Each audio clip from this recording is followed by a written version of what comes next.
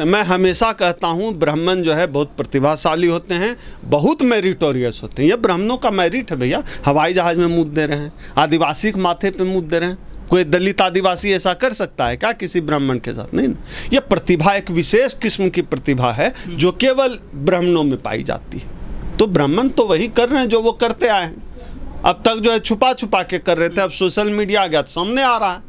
लेकिन लोग कहते हैं कि ब्राह्मण संस्कारी होता है, उसने वेद पढ़े हैं, उसने पुराण पढ़े हैं, उसने ग्रंथ पढ़े हैं, वो महान है, वो ब्रह्मा के मुख से पैदा हुआ है। तो वही तो मैं भी तो कह रहा हूँ, ब्रह्मा के मुख से पैदा हुए हैं, इसीलिए तो मूत्र विसर्जन कर दे रहे हैं। प्रतिभा है, मेरिट है, महान है। ये सब कोई कर सकता है क्या? आप कर सकते हैं क्या? हम कर सकते हैं क्या? नहीं कर सकते ना, क्योंकि हम लोग महान नहीं हैं। ब्राह्मण महान होता है, ब्राह्मण देवता होता है, ब्राह्मण ब्रह्मा के मुख से पैदा हुआ है, ब्राह्मण ब्रह्म है, इसलिए उनकी प्रतिभा का लोहा मान रहे हैं सब लोग। ये ब्रह्मांड के संस्कार हैं, ऐसे संस्कार होते हैं क्या? किसी को पेशाब कर देना, किसी के ऊपर जो है गाय का कुकृत्य कर रहे हैं, गाय के साथ में, गाय में 33 कोटि देवता वास करते हैं। भाई देखिए, ये तो ब्राह्मणों और गाय के बीच की बात है, हम क्या कहें। ब्राह्मणों का मेरिट है, देखिए मेरिट, इसी को तो मेरिट कहते हैं। ये मेरिट है ब्राह्मणों का। यदि कोई मुस्लिम या दलित गाय से कोई छेड़छाड़ कर दे तो उसका मॉब लिंचिंग कर दी जाती है, और यहाँ पे ये कर रहा है ब्राह्मण, सिर्फ उसको पुलिस को सौंप दिया जाता है। नहीं, देखिए क्या है कि मनुस्मृति का राज है, हिंदू राष्ट्र हो चुका है, तो अब तो यही होगा। ब्राह्मणों के लिए क्या सजा है? आपने देखा नहीं? मनुस्मृति कभी उल्टा के देखिए, तमाम वेद पुराण क्या कहते हैं? एक काम के लिए अलग अलग जाति के लोगों के लिए अलग अलग सजा है। तो ब्राह्मणों को किस बात की सजा? वो ब्राह्मण है भैया, ब्रह्मा के मुख से पैदा हुए हैं। भाई मुझे ब्राह्मणों के खिलाफ हमसे मत बुलवाइए। ब्राह्मणों से मुझे बड़ा डर लगता है। ब्राह्मण देवता होते हैं। श्राप दे के कहीं हमको कौवा बना दिया तो मेरा क्या होगा? गले में मंगलसूत्र ना हो तो हम लोग क्या समझते हैं? भाई ये प्लाट अभी खाली। इसलिए तो इस तरह के उटपटांग बयान दे देते हैं कि खाली प्लॉट है। पता नहीं, कुछ भी बोल सकता है। यह आदमी विक्षिप्त है, यह आदमी पागल है, यह आदमी बेवकूफ है। इसको जेल में डालना चाहिए। मुझे तो आश्चर्य लगता है इस देश में जितनी सवर्ण महिलाएं हैं, जो प्रगतिशील बनती हैं, जो प्रोग्रेसिव महिलाएं हैं, जो स्त्रीवादी हैं, उन महिलाओं की सोच क्या है? वो आज तक इनका जाकर बाल क्यों नहीं नोच रही है? इसको तो मन से खींच के महिलाएं पीट क्यों नहीं रही है? आदमी धीरेन्द्र शास्त्री यही डिजर्व करता है। लेकिन दरबार में महिला खुश हो रही है, ताली बजा रही है, किसी ने विरोध नहीं जताया। दुर्भाग्य है देश का। आप देखिए ना, गुलाम को गुलामी का एहसास जब तक नहीं कराएंगे तो क्रांति नहीं हो सकती है। इस देश की महिलाओं को अपनी गुलामी का एहसास नहीं है। यह आदमी बात क्या कर रहा है? तो गुलाम बनाए रखने की यह जो साजिश है इन मनुवादियों की, वो कामयाब हो रहे हैं धीरेन्द्र शास्त्री के माध्यम से। यह जो धीरेन्द्र शास्त्री बाबा है, मैं बार बार कहता हूँ, यह आदमी संविधान के खिलाफ बात करता है, यह आदमी दलितों के खिलाफ है, यह आदमी महिलाओं के खिलाफ है। इस व्यक्ति को जंजीर से बांध कर किसी पागल खाने में डाल देना चाहिए। यह आदमी वही डिजर्व करता है। कैसे यह आदमी, आप सोचिए, कोई इस्लामिक राष्ट्र की बात इस देश में कर सकता है क्या? नहीं कर सकता है। तो ये व्यक्ति हिंदू राष्ट्र की बात कर रहा है, चाहे किसी भी धर्म की बात हो। कोई इसका मतलब है कोई हिंदू राष्ट्र, कोई इस्लामिक राष्ट्र की बात कर रहा है, इसका मतलब है वो संविधान के खिलाफ है। संविधान में तो ऐसा प्रावधान नहीं है। मैं क्यों कह रहा हूं कि इसको जंजीर से जकड़ कर धीरेन्द्र शास्त्री को पागल खाने में डाल देना चाहिए? क्योंकि यह व्यक्ति संविधान के खिलाफ बात कर रहा है। यह व्यक्ति देश की आधी आबादी के खिलाफ बात कर रहा है। इस व्यक्ति को जेल में होना चाहिए। उसकी सही जगह वही है। मैं बार बार कहता हूं, इसके दरबार में जाने वाले लोग इससे सचेत रहें। हो सकता है बगल से गुजरे ये आदमी हपक ले, दांत काट ले, कोई ठिकाना नहीं है। मानसिक रूप से विक्षिप्त है, कुछ भी बोल सकता है। लेकिन सर, इसने जो है महिला को प्रॉपर्टी बता दिया है, प्लॉट बता दिया है। प्लॉट तो कई बार बिकते हैं, उसमें कब्जे होते हैं। महिला तो जबकि संविधान की वजह से वो पूरा फ्रीडम है उसको तो देश में।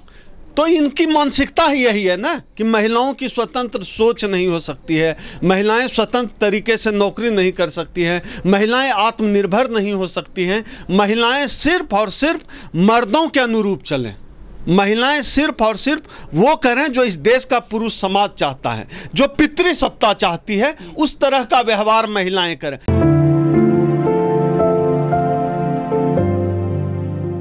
सर, एक बाबा आ गए हैं धीरेन्द्र शास्त्री। वो कहते हैं कि जिस महिला ने या जिस युवती ने सिंदूर नहीं लगाया है, गले में मंगलसूत्र नहीं पहना है, वो प्लॉट खाली है। देखिए क्या है कि ये जो धीरेन्द्र बाबा है, मैं बार बार कहता हूँ, यह मानसिक रूप से विक्षिप्त व्यक्ति है। और लगातार वो इस तरह की हरकतें करता है। लेकिन अफसोस की बात यह है, इसको सह देने वाले लोग आज वो हैं जो लोग ये सरकार चला रहे हैं, आज देश में हुकूमत चला रहे हैं। और इसका जो पूरा एजेंडा दिखता है धीरेंद्र शास्त्री का, वो एजेंडा दिखता है कि ये वापस इस देश में संविधान के राज को ख़त्म करके मनुस्मृति के राज को लागू करना चाहते हैं। क्योंकि मनुस्मृति में जो महिलाओं की स्थिति है, संविधान ने ये स्थिति, महिलाओं की स्थिति बदल दी, बाबा साहब ने महिलाओं की स्थिति बदल दी।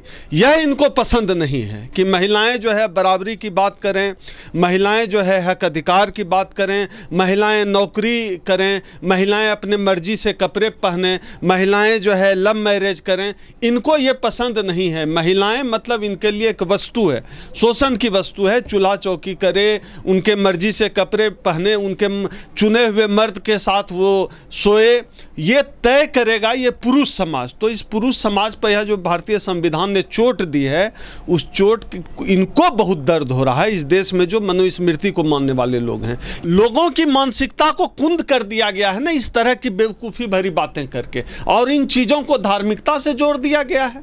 इसलिए यह स्थिति है। महिलाएं भी विरोध नहीं कर रही। और इस देश में कौन सी महिलाएं, सड़क पे कौन उतरती है?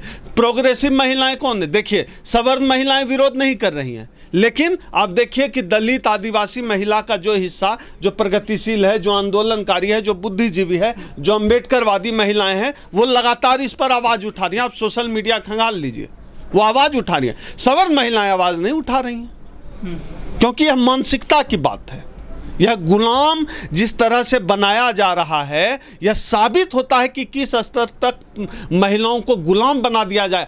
आखिर क्यों? आप देखिए मणिपुर में जो घटना हुई, क्यों निर्भया में पूरा देश सड़क पर उतरा हुआ था, और आज जो है आप देखिए इतनी बड़ी घटना हो गई मणिपुर में। दिल्ली की सड़कें, राजधानी की सड़कें सुनसान हैं। कहाँ गए मोमबत्ती गैंग वाले लोग? कहाँ गए क्रांति करने वाले लोग? लोगों की मानसिकता कुंद कर दी गई, क्योंकि पूरे देश का जो नागरिक समाज है, चाहे महिला है चाहे पुरुष है, एक व्यक्ति को भगवान बनाने में पूरी शक्ति झोंक दी गई है। लेकिन सर, हमारे देश में जो मुस्लिम महिलाएं हैं या जैन धर्म की महिलाएं हैं, वो तो मंगलसूत्र नहीं पहनती हैं, और वो तो जो सिंदूर भी नहीं लगाती हैं। मुस्लिम महिलाओं के लिए तो फिर ये गाली होगी एक तरह की। बिल्कुल गाली ही है। तभी तो मैं कह रहा हूं कि महिलाओं को उसको मन से धीरेन्द्र शास्त्री को खींच के बाल नोच लेना चाहिए। ये तो गाली है ना इस तरह की। मैं तो दोहरा भी नहीं सकता, इतनी घटिया बात इस धीरेन्द्र शास्त्री ने की है। सोचिए उसकी हिम्मत कैसे होती है। उसकी हिम्मत इसलिए होती है क्योंकि भारतीय जनता पार्टी का एक सांसद उसका ड्राइवर बन जाता है, मनोज तिवारी।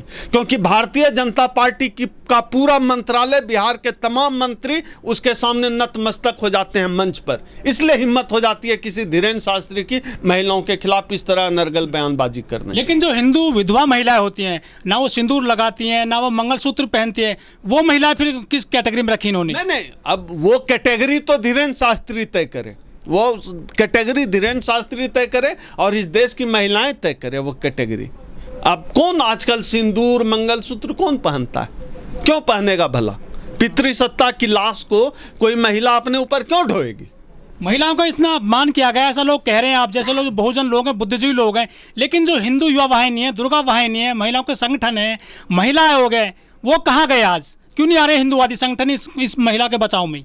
देखिए, महिला आयोग की आपने बात की। महिला आयोग का सिर्फ एक काम है, महिला आयोग ही नहीं, इस देश में तमाम जितने संवैधानिक संगठन हैं, चाहे ईडी हो, सीबीआई हो, ये आयोग वो आयोग, सबका एकमात्र काम रह गया विपक्ष को परेशान करना। सिर्फ वही महिला आयोग का काम, महिला अस्मिता से कोई लेना देना नहीं है, विपक्ष को परेशान करना काम। बाकी आपने जितने संगठनों का नाम लिया, वो तमाम संगठन तो यही चाहते हैं जो धीरेन्द्र शास्त्री बोल रहा है, यही तो चाहते हैं वो। सर, मणिपुर में जो है महिलाओं को चीरहरण किया गया है, लेकिन हमारे देश में जब दुर्गा पूजा आती है तो मिट्टी की महिला को कपड़े पहनाए जाते हैं, 7 दिन तक पूजा की जाती है, और जो सच्ची मुच्ची की महिला है उसका चीरहरण किया जा रहा है। इस देश में यही संभव है, महिलाओं को पूजा ही जाएगा, उनको हक अधिकार नहीं दिया जाएगा। क्यों बाबा साहब को हिंदू कोड बिल पे इस्तीफा देना पड़ेगा? इस देश की मानसिकता यही है, पूजा कर दो, हक नहीं मांगो।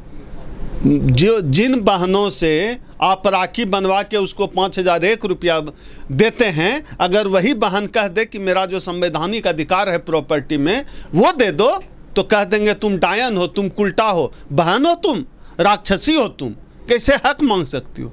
इस देश की यह जो मनुवादी सिस्टम है, हिंदुआई जिस तरह से किया गया है, यह मानसिकता घर कर गई है कि औरतों की पूजा करो और औरत अगर हक मांगे तो उसको उल्टा को डायन को।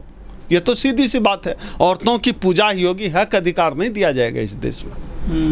लेकिन जब यहाँ कोई हथनी मर जाती है तो पूरा देश में जो है लोग रोने लगते हैं, ट्विटर पर, सब सोशल मीडिया पर। उस तरह से विरोध नहीं हो रहा है पूरे चीर हरण का जो मणिपुर में हुआ है? क्यों विरोध होगा भाई? सॉरी, क्यों विरोध होगा भाई?